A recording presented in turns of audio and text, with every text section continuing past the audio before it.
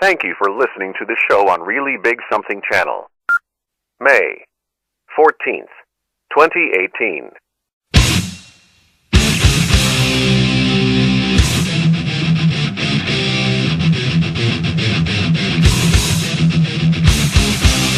Warning: The Savage Nation contains adult language, adult content, psychological nudity. Listener discretion is advised.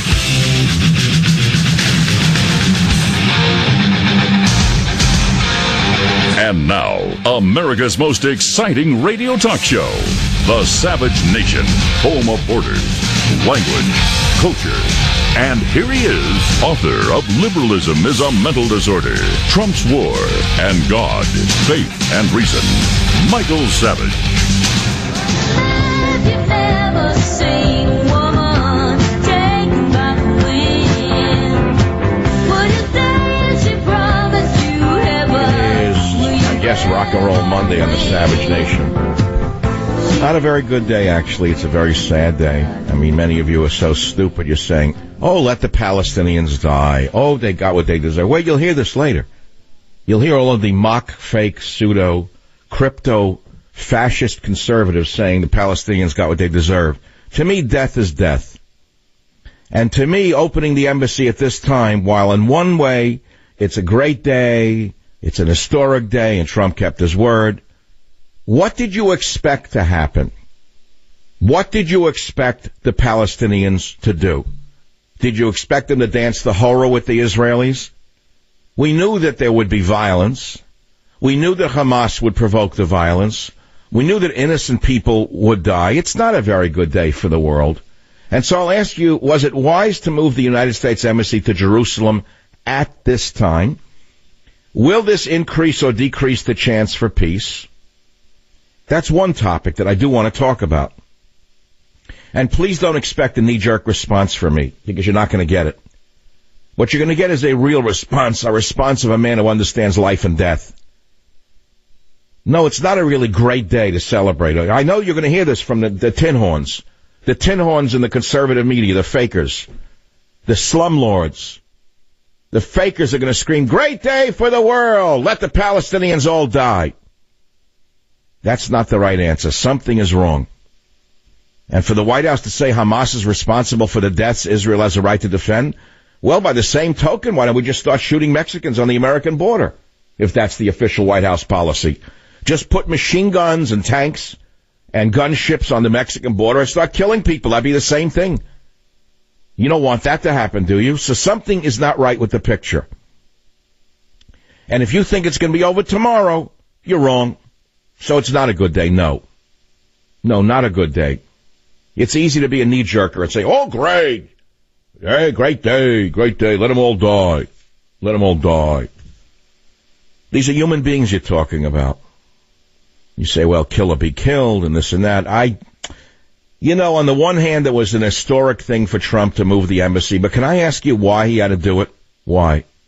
Why did it have to be done? Tell me why it's so important to move the embassy to Jerusalem. Well, what's the big deal here? Why couldn't you leave well enough alone? There was sort of a peace going on, like a background of a little noise, but it was peaceful. I was in the White House 3 weeks ago, and the president, I told you something. I didn't tell you much of what was said. We left it on a general level between me and my audience. But at one point during the 30 minutes that I had the honor of spending with President Trump, he said to me, we're opening the embassy on the 14th of May. Should I be there? He asked me that. Do you know what my answer was? Let me think about it. I don't call him 10 o'clock at night with a tweet. I went past grade school. I don't consult a nail gun for my answers. I don't talk to wallboard and smash bricks for my answers. I thought about it. I said, let me get back to you on it. And then a few minutes later, I said, no, I don't think it's a good idea for you to be there, Mr. President. I said, it's controversial enough for you to have decided to move the U.S. Embassy to Jerusalem, but you don't have to be in the center of the controversy. Those are my exact words, and I can say that to you now because it's already a de facto a situation. That's what I said to him. I think he didn't want to be there anyway. I think he made his decision before I said that.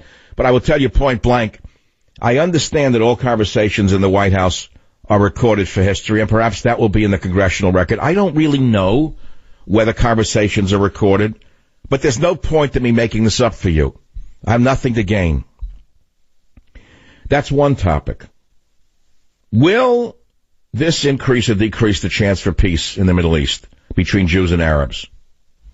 I have another topic on a lighter note. There's a show I kind of liked last year on TV called I'm Dying Up Here. It's about comedians who break out in the 1970s when comedy started to become bigger than it was, with comedy clubs on every corner. Of course, there is no comedy today. Comedy has devolved into vulgarity, and then vulgarity descended into mayhem. Since there's no humor in the minds of most of these people who call themselves comedians, all they do is talk as filthily as they possibly can. The dirtier the sex story, the filthier they can say about themselves or their family, the more they can disgrace their own religion or their mother or their father, that passes for humor. In other words, shock is not comedy. Shock is stupidity. But that's what passes for comedy today. Season 2 stinks. I watched it once or twice. I can't watch it anymore. But it led me to ask a question. What does a comedian make today? What does an actor make today? I heard the average actor today in Hollywood, you know how little they make? All we hear about is the Johnny Depp made $30 million a day, or this one made $50 million a minute. But what does the average actor in New York in the theater make? What does the average actor in Hollywood really make? And what is your life like? If you're a comedian or an actor, I'd love to hear from you. How much do you make a year? Is your life worth it to you?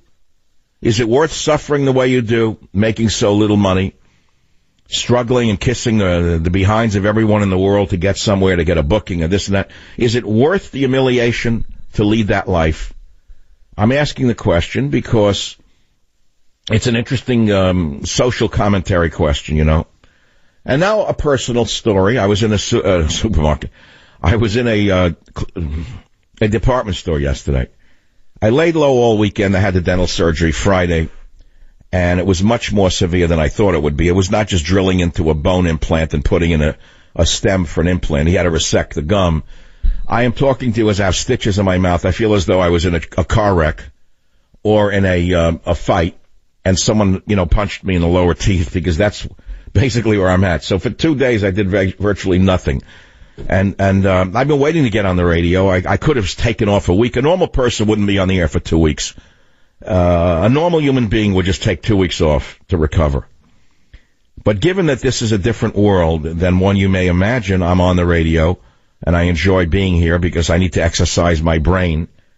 But that's not the main reason. It's that so many people count on me to be on the radio. I think it's something I need to say more often. I know that. People look to this show as a statue of liberty, a voice of liberty, a voice of freedom. And if I'm not here, they feel something's missing in their life. So I'm here for you. But I was in a department store yesterday looking at shirts. I tried to cheer myself up to go buy a shirt, which I knew I wouldn't buy. Like I got a thought, let me go buy a new shirt. But I knew I wouldn't buy the new shirt because I knew the shirts I wanted, they no longer made. But I went and looked anyway. I like department stores, upscale department stores. I love the clothing. I love design. I like to see people happily shopping. I like women with shopping bags. The whole thing is very intriguing to me. I love to see how the consumer society works, especially on a higher level. So I go to an upscale department store. Guy comes up to me, a Caucasian man, and they start to talk to me. He says, Dr. Savage, we're avid fans. Look at us. He said, look, I'm a white guy. My wife is Latina. My brother-in-law is from the Middle East. His children were beautiful. And they said, you would never guess we're conservatives, would you? I said, yes, I would. I said, you're not as outnumbered as you may think here in the Bay Area. The Bay Area is not a super left-wing area. The newspaper, the one stinking rotten fish wrapper, controlled by the Democrat corrupt machine, makes you think everyone's a left-wing fanatic, and they're not. It's a very small minority of people who control the media here. You're probably more of a majority than you may imagine. And as I left, I said, they asked, where's Teddy and this and that. I said, just remember, the biggest minority in the Bay Area, the number one minority, is the political conservative. We are the highest minority in this area. It has nothing to do with race. And it got me to think about what is a conservative, that this lovely family would say to me that they're a conservative in this demented area of San Francisco, where Pelosi would have you believe the values of the Bay Area are men dressed up naked in the street beating each other with belts at a gay parade, or that license and libertinism is the norm, that abortion is the way, that spitting on the flag is the norm, that teaching children to be a transgender in the first grade is great, that watching pornography around the clock is a healthful attitude. But it's not true. Anything goes is not the national cultural mantra. We all know that many things are extremely harmful to children and to human beings. Not everything should be legal, no. And not everything is wholesome, no. And not everything is equal, no. So I wanted to talk today about what is a conservative, because I know what a conservative is to me. My definition is rock solid. It'll outlive most people who have written about it. The word conservative to me means borders, language, and culture. And yes, culture includes the U.S. Constitution and the Bill of Rights. And no, I didn't write the Constitution. There are people who use the Constitution to make a living. They made more money than Ben Franklin by selling themselves as the progenitors of the Constitution. Every minute, how can you say the Constitution? Would you write the thing? I'm sick of hearing this already. These guys are not Thomas Jefferson. They made more money than all the founding fathers put together by peddling the Constitution. I'm sick of it all. The fake conservatives are getting me sick. The crypto conservatives, the slumlords posing as great Americans. How much crap can we take from this? So I ask you, what is a conservative? I know what it is. Borders, language, and culture. It's never been said better. It never will be said better. And I'm not William F. Buckley Jr., because I've outdone William F. Buckley Jr. Borders, language, and culture define a nation. And it encompasses everything that you might say a conservative is. So those are some of the topics that I am talking about. Do I have to reiterate all of them? I have to do the whole mantra all over again? Cultural war. The cultural war. Cultural issues are very important, yet we never hear about them.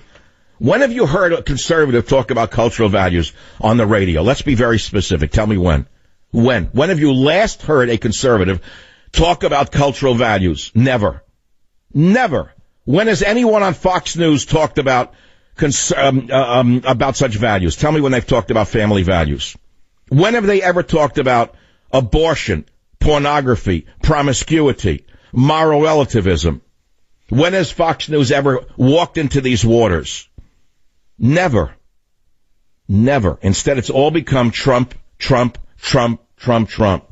Now, there's nothing wrong with supporting Trump, because I'm proud to say I supported Trump long before most of the frauds did. All those who stabbed him in the back for a year straight are now licking his boots. All those who were anything but Trump for a year straight are now licking his boots. Donald Trump knows who was with him from the beginning. He never forgets loyalty. And he also knows who the phonies are. Let me tell you that right now. He knows who was with him from the beginning. But I'm not going to sit here and talk about Donald Trump day and night. I don't think that you want to hear it, nor do I want to talk about it. So these are some of the ideas that I have. One is the Jerusalem issue. Will this increase or decrease the chance for peace? My department store meeting with a family led me to ask, what is a conservative? I've asked you if you're an actor or a comedian who listens to this show, and I know many of you do, how much do you actually make a year? Is your life what you thought it would be as an actor or as a comedian? We never talk about this. We never talk about actors or comedians in that light. All we hear about are those at the top. But what about those in the middle or those in the bottom who are still functioning in the worlds of the thespian and don't make much money? What's their life like? I'd like to know more about it. Well, I'm running short of time. This is the Savage Nation. Back in a minute. Join the Savage Nation. Call now, 855-400-SAVAGE, 855-400-7282. Savage. The Savage Nation is sponsored by Swiss America, the only company I trust with my financial future. Call 800-289-2646 or SwissAmerica.com. Thank you for listening to the show on Really Big Something Channel. So we're talking about a lot of different subjects. You know, what is a real conservative? What does it really mean? You know, I don't like people who wrap themselves in the flag or wrap themselves in the Constitution or wrap themselves in the Bill of Rights and say everyone else can go to hell and they're not the real McCoy. What does that really mean? What does it actually mean? Or I'm a liberal, they say, or I'm a progressive. What does it actually mean to say that? Do they really know what it means? Can you define yourself in such a way? Isn't a human being more than a sum of its parts? And you want to just be a piece of something called a this or a that? People say, I'm a proud conservative. What does it actually mean? They make as much money as they can peddling some ideas that aren't their own. They hoodwink the average guy out there whose life's being taken away from them and make them think that they represent him when they're just like a con man. What does it really mean? And then moving the embassy to Jerusalem. On the one hand, great. I'm glad it's a fulfillment of biblical prophecy. I'm glad that Trump did it. Hallelujah. Great. Let's all break out the Manischewitz. And now what? Now what? Now you got to live with the consequences. Now you got to live with it. So, what, you want to see more of them mowed down by machine guns? That'll make you a real conservative, a real nationalist? So I'm not so sure it's such a great day in human history when you think about it, because I'm asking about the timing, you see, more than anything else. Let's say biblically Jerusalem was the capital of Israel. Why do we have to do it now? How is this going to bring more peace to the world rather than more war to the world? And then I've asked you if you're an actor or a comedian, how much do you make a year? I got so much that I want to do. You know, I get started, then I got to go to a break, then I got to come back. Sometimes I just want to speak and then be spoken to. I don't really want to break. But unfortunately, the nature of this business is not stand-up comedy, where you get up for 30 minutes and spiel, and then go and shoot up drugs in the green room because you know that you're a pile of garbage that your mother hates. It's different. It's different. So, let's take a quick one on the comedian thing. Mike on WABC. Go ahead. Are you an actor? I actually worked in film and television for years, and I worked in New York City. And there was I was actually a crew member, but I knew many, probably 1,000 SAG members. And there was a stat that came out, it was probably 2010 or a little before, that the average SAG member, including Tom Cruises of the world, made about $2,000 a year. Unbelievable. So the average actor makes $2,000 a year? Yeah, the average SAG member. SAG includes more than actors, though. It includes crew, doesn't it? No, it doesn't include crew. Doesn't? Imagine that. That's all they make. They're like ventriloquists in a bad Woody Allen movie. Savage.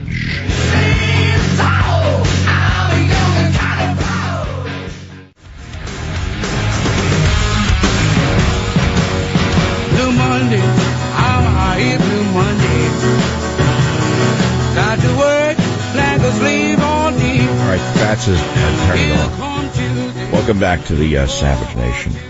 So then there's another little controversy here. The pastor who delivered the blessing at the Jerusalem embassy opening is clearly a religious bigot. I agree with Mitt Romney on this 100%.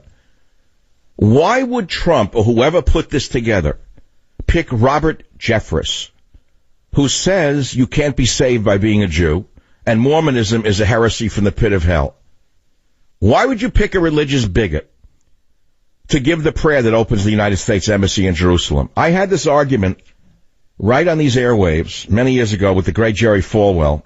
We didn't curse each other, we didn't yell at each other, but he said the same exact thing as an evangelical, that only evangelicals can go to heaven. And I argued with him, so that means, let's say, 1 billion, there's 7 billion people on the earth now, roughly. And so, therefore, 1 billion Buddhists can't be saved. They're all bad. They're all going to you-know-where. All of the native peoples around the planet don't believe in a deity or a monotheistic God. They're all going to you-know-where. They're all going to go to you-know-where. All the Jews are going to go there. All the Muslims, everyone but those who throw money into his church are going to be saved, not going to be saved. What kind of nonsense is this? Why would Trump... I don't think Trump picked this guy, by the way. Trump's not a hands-on guy with regard to these picks. Somebody made a huge error by picking this guy, Robert Jeffress, who says you can't be saved by being a Jew, and Mormonism is a heresy from the pit of hell. He said the same thing about Islam. Why couldn't he have picked, for example, Franklin Graham, someone more mainstream and more inclusive, to give the invocation today? I don't understand this. So we can argue about this from today until Kingdom Come. We're not going to get anywhere. I had this argument with Jerry Falwell. I included a transcript of it in a smaller version in God, Faith, and Reason. Falwell made the same exact statement that only those who believe in Jesus Christ can be saved. I said, you're telling me all the Jews can't be saved? All the Buddhists can't be saved? All the Hindus can't be saved? Yes, he said. I said, that's ridiculous. That's absurd. How can you make a statement like that? Well, this is what happens. Religious fanaticism, no matter where it comes from, is to be avoided at all costs, especially in the world that we live in today. I had this argument before. I don't really want to have an argument again. I'd rather have a political discussion. Was it wise to move the U.S. Embassy to Jerusalem at this time? Will this increase or decrease the chance for peace? You know my position on it. John on WABC, line 6, go ahead, please. Hi, Dr. Savage. I was really shocked today to hear you talk like a liberal, because Would you shut your mouth? Just shut up for 1 minute. Don't sit there and make me a communist because I don't believe that everything Trump does is a work of God. What are you, an Orthodox Jew? It doesn't really. No, let me ask you something. You opened your big mouth and you called me a liberal. Are you an Orthodox Jew? No, I'm not. Don't you lie to me. Don't you lie to me. What are you? I'm a regular Jew, but I'm not Orthodox. Oh, you're a regular Jew, but anyone who doesn't believe that killing Palestinians is a good thing is now a communist or a liberal. Trump represents the truth. You cannot. Do you know how stupid you sound? What did you go to the 6th grade, like most people in the religious world? You know nothing of science, nothing of math, nothing of history, nothing of American history, but you sit there shooting your mouth off with a pickle coming out of your ears? What do you mean he speaks the truth? How can a man speak only the truth? Because the whole world doesn't want to face reality. They're all what you call liberalism is a mental disorder. The Arabs are not trying to live in peace. They're trying to kill. So then you should kill all of them. No, Israel has a right. No, why don't you kill all the Arabs then? Why don't you just go and spray Agent Orange on Gaza and kill all the Arabs? There's lots of Arabs that want to live in peace like every other American. But these people are just looking to destroy the Jews. And you cannot represent peace in the Middle East. So you're celebrating today the deaths and the injuries. You're celebrating it. You think it's a good thing. It's a mark of truth and greatness. I'm not celebrating the deaths. Well, neither am I. That's what I'm trying to say, Yold. It's not a great day in human history when people are dying and getting shot. That's nothing to celebrate. Do you understand that? Yes. But one point that Trump wants to bring to the world, that the world should face the truth. Well, what are you talking about? What kind of word is that, the truth? Tell me what the truth is. What is the truth? It says that the Jews' capital is Jerusalem. That's what God... It's nice for you to say, driving around in a car somewhere in Brooklyn, nice and safe. Easy for you to say it, isn't it? But look at the consequences of this today. When Israel has 20 rockets coming in every day. Well, kill them all. Then you should kill them all, right? Make the world safe for Israel. Kill everybody around them. I don't hold to that. I hold that Israel has the right to defend itself. Israel doesn't go... That's correct. Israel has every right to defend itself, but I asked another question. And my question was quite direct. Was it the right time to move the U.S. Embassy to Jerusalem at this time? Why was it necessary to do it now? Oh, that part, I agree with you. But the part that to recognize Israel as their capital is 100% right. Well, let me ask you, why is it so important for the Jews to have Jerusalem as a capital? Why? Because that's what God gave to the Jewish people. Well, the Palestinians believe God gave them the capital. Go look what it says in the Bible. Where does it say in the Bible that God gave it? God gave the chosen land. You're the chosen people, right? The chosen. Go tell that to the diamond merchants. All right, thanks for the call. This is what I can't stand bigotry. I don't care what form it comes in. I don't like with the chosen people business. Chosen people. Not everyone's chosen just because they're of a certain religion. I met some of the most wonderful, saintly people who are not religious at all. I'll never forget the story.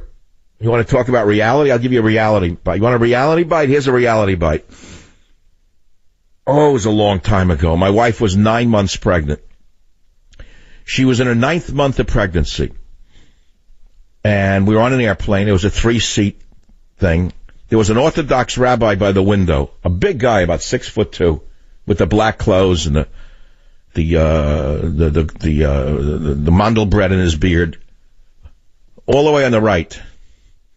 She was in the middle. I was on the aisle, protecting her from the bang.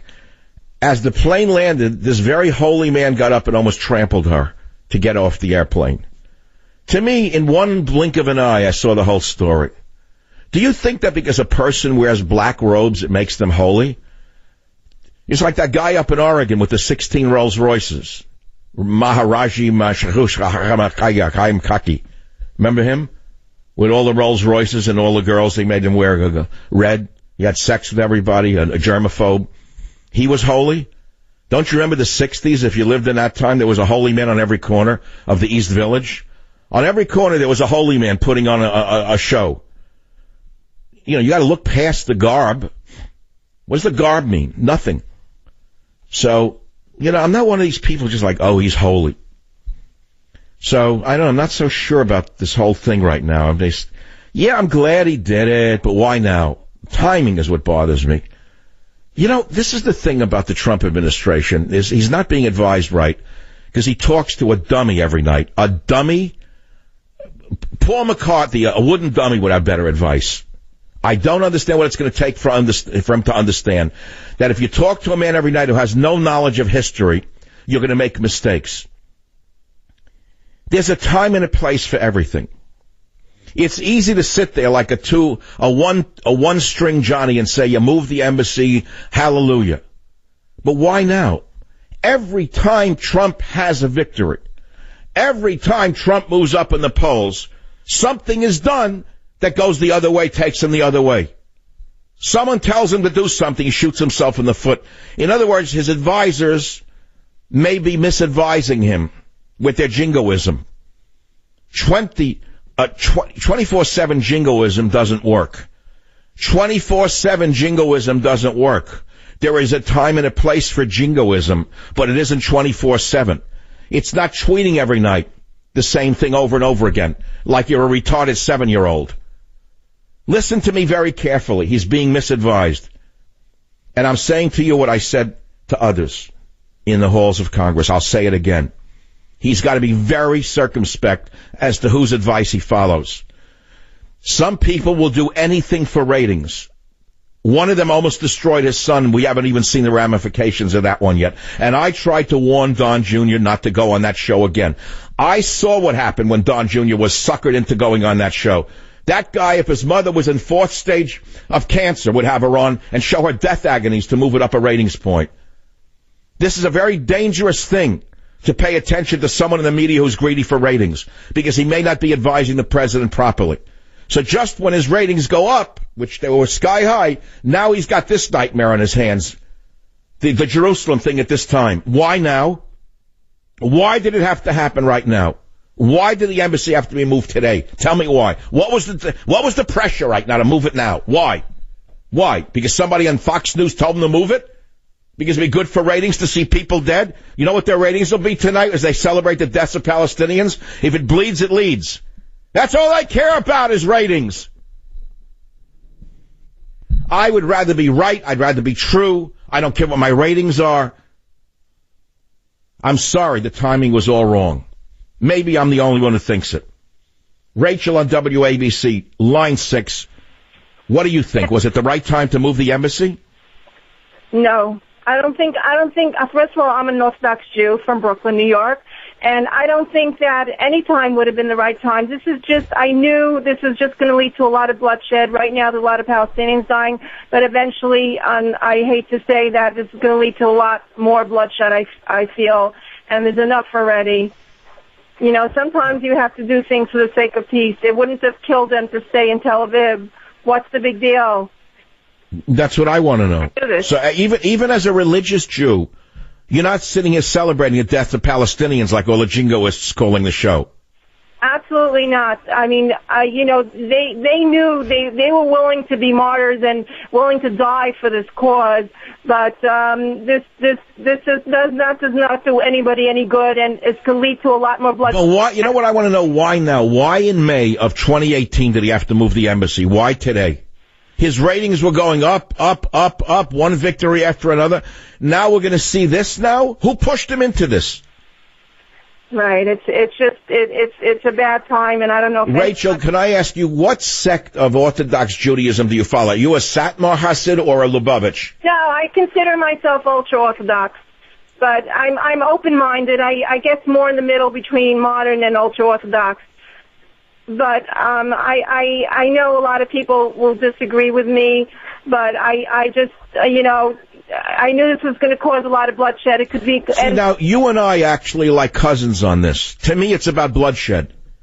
Why provoke bloodshed is my point.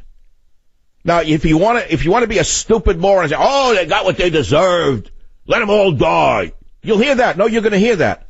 It's God's will. They all died. They're provoked by Hamas. Meanwhile, people are dying. 1,000 injured. That's a huge number. Why now? Why did we have to do this now?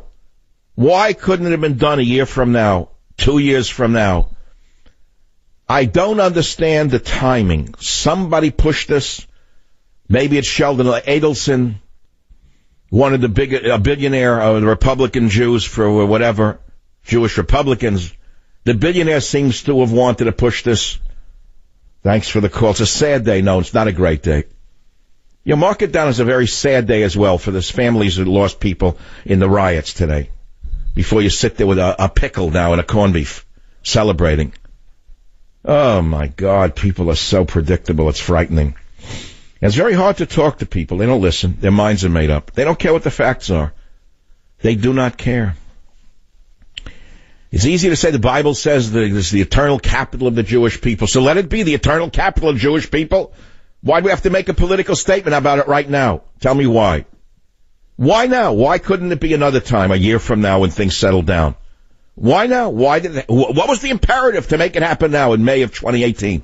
Who wanted this? I'll tell you another story that the president told me about the embassy itself, the building. He told me very proudly before it was even news, and I didn't release it on the air because I swore I wouldn't release certain things. He never asked me not to say anything, but I made a commitment not to talk about certain things. I'm running short right now. He told me about they wanted to build an embassy for $1.2 billion. He got him to stay in the same building for a conversion cost of about $300 million. And he was very proud of that. Got to take a break.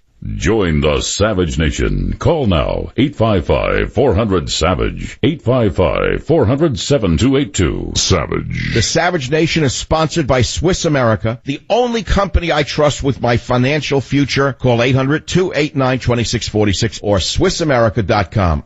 Thank you for listening to the show on Really Big Something Channel.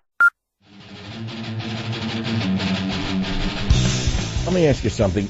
Have you ever taken your car in for an oil change and the mechanic finds something wrong and bingo, you're hit with a repair bill you didn't expect? It's happened to every one of us at some point, right? And that's why if you have extended vehicle protection from CarShield, you shouldn't need to worry about those unexpected surprises. If your car breaks down after the manufacturer's warranty expires, you could be out of pocket thousands to get it fixed. You know what an engine costs today, right? Many thousands of dollars. A sensor today is over $1,000. Nothing simple about a car today. That's why I recommend CarShield. It makes the process of fixing your car for a covered repair very, very easy. They will let you use your own mechanic or the dealership. You can choose who you want. They'll give you 24/7 roadside assistance and a rental car while yours is being fixed for no additional charge. So pay attention. If your car has 5,000 to 150,000 miles, it doesn't mean you have to pay high repair bills. CarShield administrators have paid out close to $2 billion in claims. They're ready to help you. So write it down. Call 800-CAR-6100. Mention code SAVAGE or go to carshield.com, code SAVAGE, and you'll save 10%. That's carshield.com, code SAVAGE, or call car 800-CAR-6100. 800-CAR-6100, code SAVAGE. A deductible may apply. I'm almost out of time. Was it wise to move the U.S. Embassy to Jerusalem at this time? The jingoists in the radio will celebrate it. I'm not celebrating it because there are too many deaths and injuries for me to celebrate this today. Join the Savage Nation. Call now, 855-400-SAVAGE, 855-400-7282. Thank you for listening to the show on Really Big Something Channel. Me, a cat, moving in with a new human. It took a little getting used to. She has these weird games she likes to play, like this giant feather. She sticks it in my face. I swat it away. She sticks it in my face. I swat it away. It's almost like she thinks I enjoy it. But seeing how much fun she gets out of it, well, I guess it makes it all worth it. Humans. A person is the best thing to happen to a shelter pet. Be that person. Adopt. Brought to you by the Ad Council and the ShelterPetProject.org. So, I'm a dog, and I just got adopted by this new human guy, and I'm starting to wonder how he got along without me. I mean, okay, something as simple as walking around the block. He's got this leash thing, and he puts me on one end and him on the other, and I'm just taking him around. I think he's afraid of getting lost. Without that leash and me guiding him along, I don't think he'd find his way back home. But it's kind of cute. A person is the best thing to happen to a shelter pet. Be that person. Adopt. Brought to you by the Ad Council and the ShelterPetProject.org.